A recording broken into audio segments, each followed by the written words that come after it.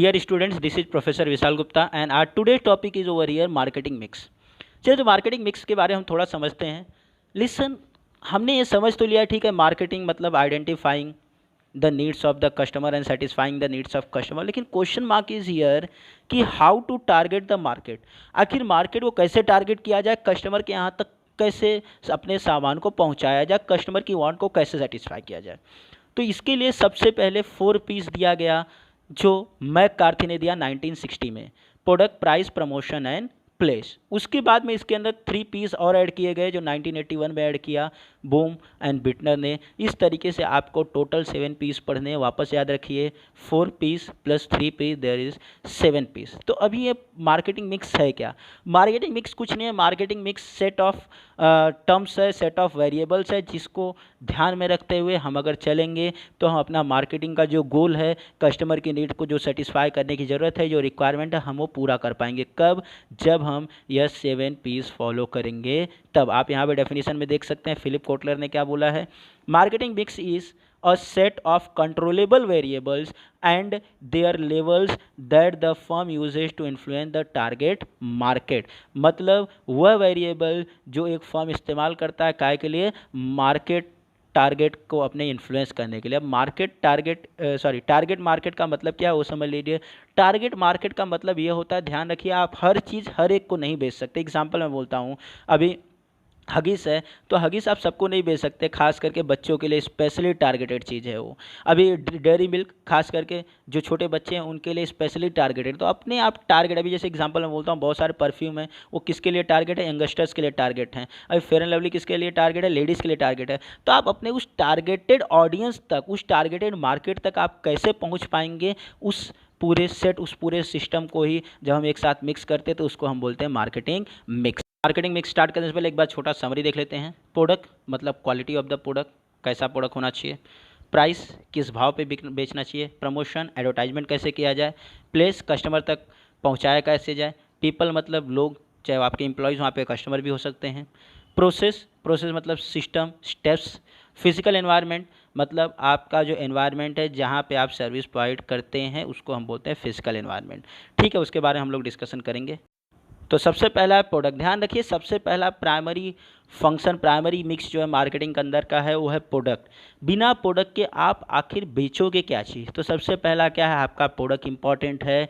A product is describe as the factor by which a company provide the consumer satisfaction. Product वह चीज़ है जिसके through company customer को satisfy करती है. याद रखिए, आपके प्रोडक्ट का क्वालिटी बहुत ज़्यादा इंपॉर्टेंट रोल प्ले करता है. अगर आपके प्रोडक्ट का क्वालिटी अच्छा है तो आधा काम वैसे ही आपका डन है. एक सिंपल एग्जांपल मैं बोलता हूँ, एडवर्टाइजमेंट थोड़ा कम रहेगा, अगर आपका क्वालिटी अच्छा है तो भी लोगों तक आपका एडवर्टाइजमेंट अपने आप एज अ माउथ पब्लिसिटी चला जाएगा. मैं एक एग्जांपल देता हूँ, आपने देखा रहेगा कोई पर्टिकुलर जलेबी वाला जिसके यहाँ बहुत गर्दी होती है, वो कौन सा अपना एडवर्टाइजमेंट करना जाता है? कोई एडवर्टाइजमेंट नहीं करना जाता है. उसकी क्वालिटी अच्छी है, लोग दूसरों को बताते हैं यार वहाँ पे जाओ जलेबी खाओ मज़ा आ जाएगा.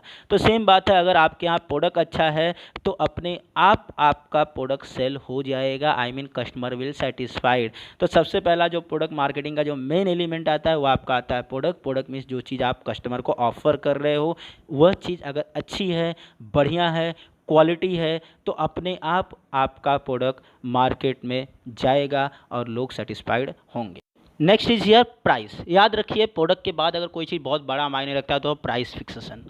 याद रखिए, आपका प्राइस फिक्सेशन डिसाइड करता है कि आपका प्रोडक्ट मार्केट के अंदर फेल होगा कि सक्सेस होगा. राइट प्राइस रखेंगे तो ही आपका प्रोडक्ट मार्केट के अंदर सक्सेस होगा. और सबसे ज़्यादा डिफ़िकल्ट टास्क आपका मार्केट के अंदर प्राइस डिसाइड करना है कि आखिर प्रोडक्ट का प्राइस कितना रखा जाए.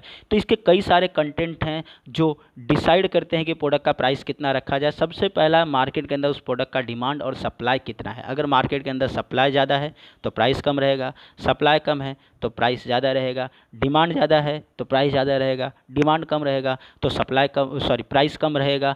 तो इस तरीके से आपका जो प्रोडक्ट का प्राइस है आपके डिमांड सप्लाई पर डिपेंड करता है. उसके अलावा आपकी प्रोडक्ट की क्वालिटी कैसी है, आपके प्रोडक्ट का कॉस्ट कैसा है, आप कितना प्रॉफिट अर्न करना चाहते हैं, कॉम्पिटिटर का प्राइस कितना है, मार्केट के अंदर कंडीशन कितना, इन सारी चीज़ों पे डिपेंड करता है. और याद रखिए, अगर आपका प्रोडक्ट का प्राइस प्रॉपर रहेगा तो ही आपका ऑर्गेनाइजेशन सर्वाइव करेगा और ग्रोथ करेगा। सर्वाइव मतलब जिंदा रहना, ग्रोथ करना मतलब आगे बढ़ना। क्योंकि आपके प्रोडक्ट का प्राइस अच्छा रहेगा और सही रहेगा तो आपकी कंपनी बढ़िया प्रॉफिट कमाएगी, आपकी कंपनी आगे जाएगी। अगर प्रोडक्ट का प्राइस सही नहीं है तो कंपनी कभी भी प्रॉफिट नहीं कमाएगी और कंपनी बर्बाद हो जाएगी, कंपनी का सर्वाइवल खत्म, ग्रोथ की तो बात ही बहुत दूर है। तो इस तरीके से आपको सही प्राइस डिसाइड करना आपके मार्केटिंग मिक्स का एक बहुत बड़ा कंटेंट होता है। Next is here promotion. Promotion देखिए आपके मार्केटिंग का, अगर आप प्रोडक्ट की बात करें, चलिए आपके प्रोडक्ट का क्वालिटी अच्छा है, प्राइस अच्छा है, प्रमोशन मतलब लोगों के यहाँ तक अपने प्रोडक्ट के बारे में अवेयरनेस क्रिएट करना, इन्फॉर्मेशन पहुँचाना। लोगों को आपके प्रोडक्ट के बारे में पता ही नहीं है तो लोग खरीदने कैसे आएंगे। मैं एग्जाम्पल बोलता हूँ, सिंपल बोलता हूँ, आपके यहाँ कितना भी अच्छा लड़का है, बहुत संस्कारी लड़का है, अरे जब लोग उसको जानेंगे नहीं तो उसके लिए रिश्ता कहाँ से आएगा। या आपके घर में लड़की बहुत अच्छी है, बहुत संस्कारी लड़की है, लेकिन लोग कोई उसको जानता ही नहीं, आपके रिलेटिव में रिश्ता ही नहीं आएगा उसके लिए। सेम उसी तरीके से प्रोडक्ट है, जब तक लोग उसको जानेंगे नहीं तब तक लोग उसको खरीदेंगे नहीं। तो प्रमोशन आपका बहुत इंपॉर्टेंट रोल प्ले करता है। याद रखिए, अगर आपने बढ़िया प्रमोशन किया तो आपके प्रोडक्ट के लिए लाइन लग जाएगी। अगर आपने प्रमोशन अच्छा नहीं किया तो आपकी क्वालिटी कितनी भी अच्छी रहे, बहुत ज़्यादा सक्सेस नहीं हो पाएगी। Success I am not saying that बिल्कुल सक्सेस नहीं होगी, लेकिन बहुत ज़्यादा जितना हो सकते उतनी सक्सेस नहीं हो पाएगी। वापस मैं एक रिपीट कर रहा हूँ वर्ड, जो दिखता है वही बिकता है। मार्केट में लोग जानेंगे तो खरीदेंगे। वापस मैं आपको बोलता हूँ, प्रमोशन के साथ साथ पहला वाला चीज़ जो मैंने बोला था, क्वालिटी होना ज़रूरी है। क्योंकि लॉन्ग टर्म में आप कस्टमर को प्रमोशन से बेवकूफ़ नहीं बना सकते हो। आप एक बार बना सकते हो, 2 बार बेवकूफ़ बना सकते हो, बार बार नहीं बना सकते। तो प्रमोशन आपका इम्पॉर्टेंट है विथ क्वालिटी। तो आपको अपने प्रोडक्ट का प्रॉपर प्रमोशन करना है। प्रमोशन के अंदर क्या आता है, आपका एडवर्टाइजमेंट आता है, आपका सेल्स प्रमोशन आता है, publicity, personal selling, public relation सब आ जाता है। अभी पर्सनल सेलिंग क्या होता है, अभी जैसे आप किसी दुकान पे जाते हैं, वहाँ पे आप देखो कई सारे लोग आपको आके बोलते हैं सर ये वाला प्रोडक्ट आपके लिए अच्छा है, मैडम ये वाला प्रोडक्ट आपके लिए अच्छा है, मैडम ये वाली साड़ी आप खरीद लो, आप एकदम अच्छे दिखोगे, एकदम चुड़ैल दिखोगे, वट एवर इज देयर। वो क्या हो गया, आपका पर्सनल सेलिंग हो गया। पब्लिक रिलेशन, जो आप कस्टमर को अपने कॉल करते हैं, सर आपको हमारा प्रोडक्ट कैसा लगा, फीडबैक जो उससे लेते हैं, सब आता है आपका पब्लिक रिलेशन में, मतलब पब्लिक के साथ जो आपका रिलेशन है। तो आपका promotion is also very important part in your marketing mix. Next, place. ये भले ही 4th नंबर पे आ रहा है, लेकिन सबसे ज़्यादा इंपॉर्टेंट कंटेंट ये भी आता है एक रीज़न। प्लेस का मतलब क्या होता है समझ लीजिए। प्लेस का मतलब सही समय पे सही जगह पे कस्टमर को सामान मिलना।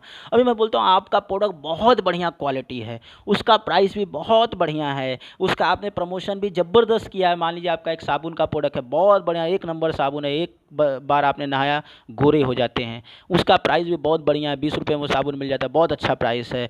और प्रमोशन तो ज़बरदस्त, उसको ऐश्वर्या राय उससे रोज नहाती है, आपने एकदम ज़बरदस्त प्रमोशन किया है। लेकिन क्वेश्चन बाग, जब सुबह बंदा उठ के उसको समझो मन हो गया चलो भाई आज नहा लेते हैं, और जाता है खरीदने, तो क्या उसको कस्टमर को दुकान पे मिलता है क्या साबुन? वह गया कस्टमर दुकान में, बोलता है भाई साबुन ही नहीं है वो।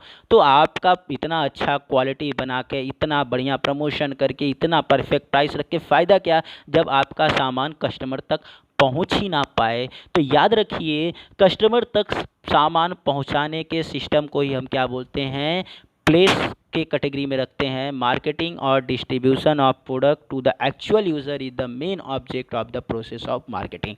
मार्केटिंग का मेन मुद्दा क्या है, सामान कस्टमर तक पहुंच जाए। When product is ready for the market, the procedure has to determine the methods and the route. Method and route मतलब कौन सा रास्ता अप्लाई किया जाए ताकि कस्टमर तक सही तरीके से सही समय पर सामान पहुँच जाए। Distribution create place utility. Place utility का मतलब होता है सही जगह पे सामान पहुंचाना। टाइम यूटिलिटी का मतलब सही समय पे सामान पहुंचाना। एंड ओनरशिप यूटिलिटी का मतलब जब कस्टमर खरीदना चाहता तो उसको उस चीज़ का ओनरशिप मिलेगा, मतलब वो खरीद पाए टू द प्रोडक्ट। यह आपके डिस्ट्रीब्यूशन का मेन उद्देश्य होता है। वापस मैं छोटा सा रिपीट करता हूँ, डिस्ट्रीब्यूशन या प्लेस का मतलब ये है सही जगह पे सही समय पे सामान कस्टमर को अवेलेबल हो जाना, वो आपके प्लेस के अंडर में आता है।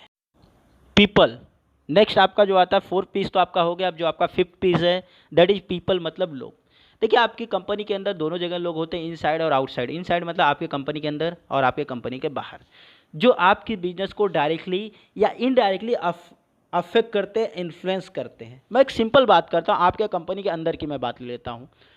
आपकी कंपनी के अंदर जो लोग हैं उनके वजह से ही आप कस्टमर को कैसी सर्विस ऑफर कर पाएंगे आप डिसाइड कर पाते हो। अगर आपके यहाँ लोग बढ़िया हैं, एम्प्लॉयज़ बढ़िया हैं, तो आप कस्टमर को एक नंबर सर्विस ऑफर कर पाओगे। अगर आपके यहाँ एम्प्लॉयज़ बेकार हैं तो आप कस्टमर को कभी भी सर्विस ऑफर नहीं कर पाओगे। और याद रखिए, वह जो कस्टमर आपके यहाँ हैं वह उन एम्प्लॉयज़ की वजह से हैं। याद रखिए, मैं वापस रिपीट कर रहा हूँ, कस्टमर इज लाइक अ बेवफा सनम। आज आप उसको क्वालिटी देंगे तो आप क्या होगा, कल कोई और क्वालिटी देंगे तो उसके साथ चक्कर हो जाएगा। तो याद रखिए, कस्टमर के ऊपर इतना भी भरोसा मत कीजिए। कस्टमर के ऊपर भरोसा खाली अपने क्वालिटी की वजह से कीजिए। आपकी क्वालिटी आपके एम्प्लॉयज़ की वजह से है। तो याद रखिए, आपका एम्प्लॉयज़ आपके लिए बहुत इंपॉर्टेंट है और आप अपने एम्प्लॉयज़ के ऊपर कॉन्संट्रेट कीजिए। अब वापस एक चीज़, अब आप कैसे डिसाइड करें कि आपका एम्प्लॉय सही सर्विस दे पाएगा कि नहीं? तो आप सही बंदे को चूज़ करेंगे तो ही सर्विस वो सही दे पाएगा। मैं एग्जांपल सिंपल बात करता हूँ कि आप सीईओ को रखोगे और आप सोचोगे कि वो आपको अच्छा कॉल सेंटर काम करके दे तो नहीं दे सकता है, और एक कॉल सेंटर पे काम करने वाले को जिसको खाली इंग्लिश में अच्छी बात करनी आती है और उसको आप अकाउंटिंग में रख के आप सोचोगे कि आपका बढ़िया टैक्स फाइलिंग करवा दे, तो ऐसा नहीं हो सकता है। तो आपको राइट पीपल चूज़ करना है, उसको ट्रेनिंग देनी है, उसका स्किल डेवलप करना है, उसको रिटेन करना है अपने यहाँ, तो ही आपका बिजनेस आगे जाएगा। वापस से मैं बोल दूँ, पीपल मतलब लोग। आप नीचे देख सकते हैं, जो आपके इनसाइड भी हो सकते हैं, कंपनी के बाहर भी हो सकते हैं, और उन लोगों के वजह से जो आपके यहाँ एम्प्लॉयज़ वगैरह हैं, उनके वजह से ही आपने कस्टमर को प्रॉपर सर्विस ऑफर कर सकते हैं। और आप उनका ध्यान रखेंगे तो ही आपके यहाँ कस्टमर रहेगा, क्योंकि उनकी वजह से ही आप प्रॉपर कस्टमर को सर्विस दे पाएंगे। अदरवाइज़ आप कस्टमर को प्रॉपर सर्विस नहीं दे पाएंगे। Next, process steps. याद रखिए, आपको अगर यूनिफॉर्म सर्विस मतलब एक सिंपल सेम सर्विस हमेशा देनी है, बढ़िया सर्विस देनी है, तो आपको एक स्टेप बनाना चाहिए, प्रोसेस बनाना चाहिए हर एक चीज़ में। खाली इसी में बात नहीं करो, कहीं पर भी। मैं एग्जांपल देता हूँ, आप अपने घर पे भाजी बनाते तो भी आपने एक स्टेप डिसाइड करके रखा है। पहले क्या करना है, भाजी पहले डालना है, क्या पहले डालना है, मसाला कब डालना है, वो स्टेप फॉलो करोगे तो ही हमेशा भाजी सेम बनेगा। अदरवाइज़ कभी अच्छा बनेगा, कभी बुरा बनेगा। उसी तरीके से आपके मार्केटिंग मिक्स के अंदर भी आपका बहुत इंपॉर्टेंट है प्रोसेस, मतलब स्टेप्स आपको इन्वॉल्व करके रखना है, बनाना है कि आपका प्रोडक्ट कैसे कस्टमर तक डिलीवर होगा। आप देख सकते हैं, process is important to deliver a quality service. Good process helps to ensure same standards of service to the customer as well as same time, money and increase efficiency। आपका एक बढ़िया standard process रहेगा तो आप customer को सही समय पे हमेशा एकदम सेम सर्विस दे पाएंगे। आपका टाइम बचेगा, पैसा ही बचेगा, और आपकी एफिशिएंसी भी मेंटेन रहेगी। Next one is your physical environment. देखिए, समटाइम्स सर्विसेज के केसेस में सर्विसेज ऑलवेज इनटेंजिबल, आपको अच्छी तरह से पता है।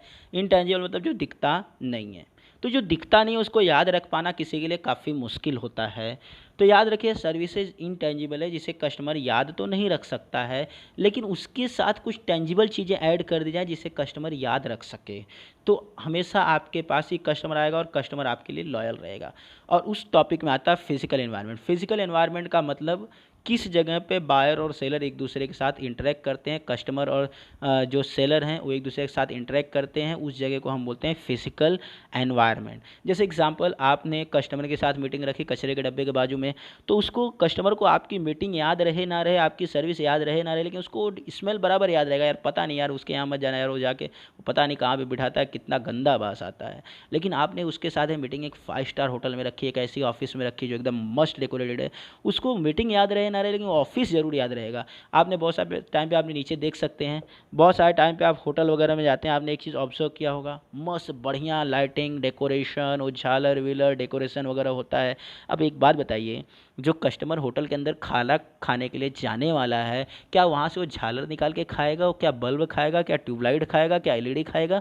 नहीं।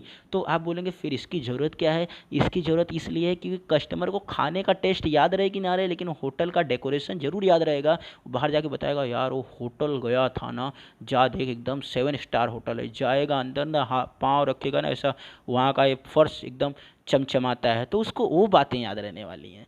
तो इस तरीके से जो चीज़ें आपके लिए इनटेंजिबल है, उसमें आप कुछ टेंजिबल चीज़ों का तड़का लगाने की कोशिश करो, जिसकी वजह से कस्टमर को इनटेंजिबल चीज़ें तो याद नहीं रहेंगी, लेकिन वो टेंजिबल चीज़ें जरूर कस्टमर एक्सपीरियंस करेगा और अगली बार वो आपके पास आएगा।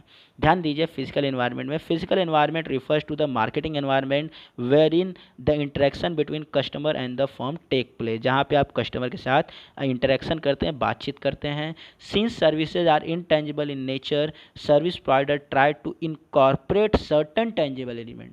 देखिए सर्विसेज तो इनटेंजिबल है, लेकिन उस जगह पे जिस जगह पे वो सर्विस देता है वो क्या है, टेंजिबल, एक टेंजिबल इनकॉर्पोरेट करना चाहिए, मतलब एक टेंजिबल चीज़ों को उसके माइंड में सेट करना चाहिए into their offering to enhance customer experience. Customer के एक्सपीरियंस को इम्प्रूव करने के लिए बढ़िया एक टेंजिबल मतलब एक बढ़िया डेकोरेशन वगैरह का सिस्टम रखो, ताकि वो कस्टमर को ज़्यादा पॉजिटिवली इम्पैक्ट करेगा। अभी आप कस्टमर को एकदम मस्त अच्छे डेकोरेटेड हॉल में बिठा के उससे बात करो, ऑटोमेटिक उसका माइंड पॉजिटिव डाइवर्ट रहेगा। अगर आप उसी को ऐसी जगह पे बिठाए जहाँ पे फर्श पे पानी गिरा हुआ, कीचड़ है, कचरा है, उधर से छिपकली घूम रही है, उधर बाजू में कोई कीड़ा घूम रहा है, उधर उसके प्लेट में मूंगी घूम रही है, वो पानी में लेकर आया, पानी के अंदर ऑलरेडी कॉकरोच है, और उसको नाश्ते के लिए लेकर आया, उसके अंदर ऑलरेडी मक्खी गिरी हुई है, कस्टमर ऑलरेडी नेगेटिव रहेगा यार, वो ऑलरेडी आपको छोड़ के भागने के चक्कर में। आप उसके बाद में कितनी भी अच्छी उससे बातें कर डालो, उसको अपने चाय के अंदर की मक्खी हमेशा याद रहेगी।